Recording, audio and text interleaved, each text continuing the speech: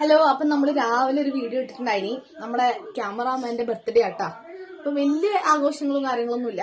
ഞാനിപ്പം ഡ്യൂട്ടി കഴിഞ്ഞ് വന്നതേ ഉള്ളൂ. അപ്പൊ വരുമ്പോ ഒരു കേക്ക് വാങ്ങിച്ചിട്ടുണ്ട്. ഈ കേക്കും ഒരാളെ ഗിഫ്റ്റാണ് കേട്ടാ, അമ്മ മേടിച്ചല്ല.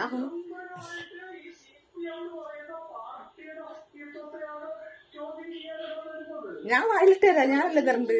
എനിക്കല്ല, എനിക്ക് തരണ്ട്. ഇത് ആരെ പുറത്തുനിന്ന് നിന്റെ അല്ലേ?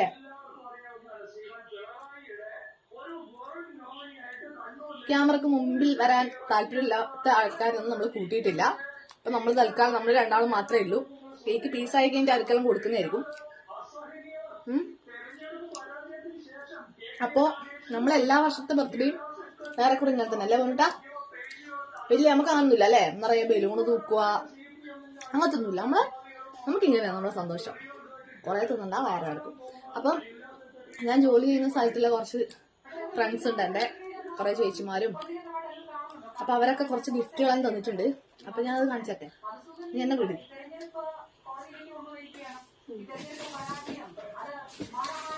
ഇത് ഒരാൾ തന്നേട്ടാ. ഇതിന് പൊളിക്കണ്ടേ?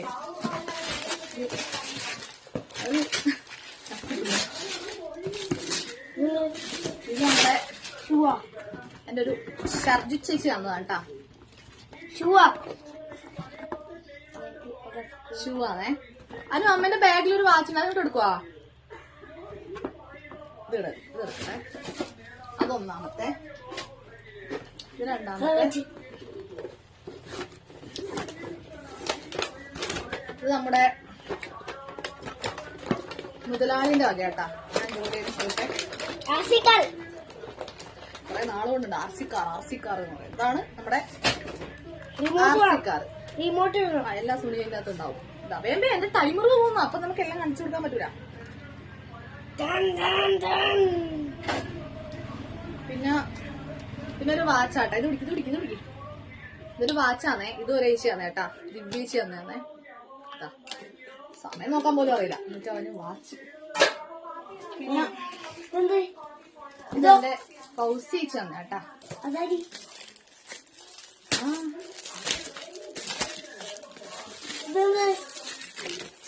എന്താ നമുക്ക് തുറന്നു നോക്കിയാലേ അറിയോ. എന്തോരം ഗിഫ്റ്റുകളാ. മുണ്ട് ഓണത്തിന് എടുക്കാരാ. ആയി കുപ്പായം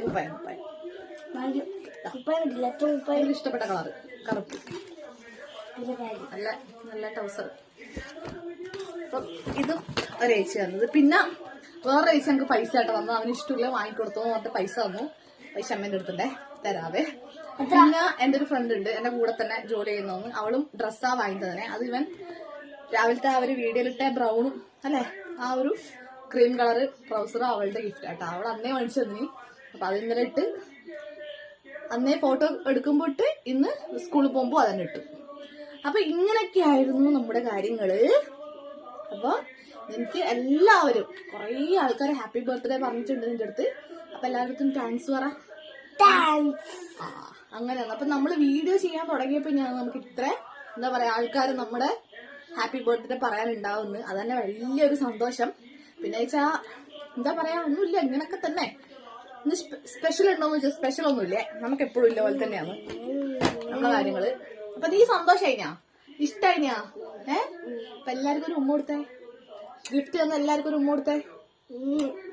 ചന്ദ്രൻ സിനിയുടെ അമ്പലത്തിൽ പോയാടാ. ഇപ്പൊ വെറുതെ അമ്പലത്തിൽ പോയിട്ട് മുറി കിട്ടതാണ്. കാരണം അമ്പലത്തിൽ പോകാൻ പറ്റില്ല, രാവിലെ ഭയങ്കര തിരക്കായിരുന്നു. പിന്നെ അനു പിന്നെ അമ്മ ഒരു ഗിഫ്റ്റും കൂടി തന്നിട്ട്, അത് അപ്പുറത്തതില് നേരത്തെ കാലത്തെ പൊളിച്ച് സെറ്റപ്പ് ആക്കിയിട്ട് അവിടെ വെച്ചിട്ടുണ്ട്. അതുകൊണ്ട് അത് എനിക്ക് അറിയില്ല. അത് കൊണ്ടു തന്ന ഞാൻ കാണിക്കാം. എവിടുത്തരാ പൊന്നുട്ടാ അമ്മമ്മ തന്നു കൊടുത്തു. അമ്മമ്മ തന്ന ഗിഫ്റ്റ് കൊടുത്തു.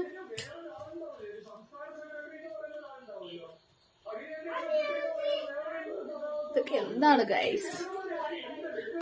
ശരിക്കും ഭയങ്കര സർപ്രൈസ് ആയിട്ടുണ്ട്. കാരണം എനിക്ക് ഇത്രയധികം ഗിഫ്റ്റ് എല്ലാം കണ്ടപ്പോ ഭയങ്കരമായിട്ട് ഇത് അമ്മമ്മ മേടിച്ചാട്ടാ. എന്റെ അമ്മ മേടിച്ചു കൊടുത്തേ.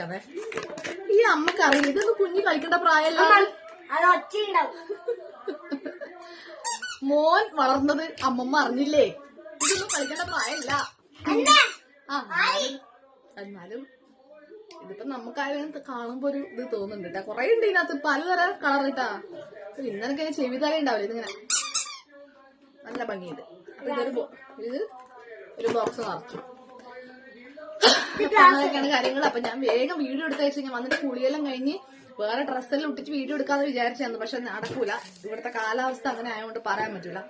ലൈറ്റും കാര്യങ്ങളൊന്നും ഇല്ലെങ്കിൽ പിന്നെ ഇതൊന്നും കാണിക്കാൻ പറ്റില്ല. പിന്നെ കേക്ക് വെള്ളമാവാൻ തുടങ്ങി. ഇനി നേരത്തെ പറഞ്ഞിട്ട് കൊണ്ടുവരുന്ന സ്വന്തം ബസ്സിലെല്ലാം വന്നതല്ലേ, അതുകൊണ്ട്.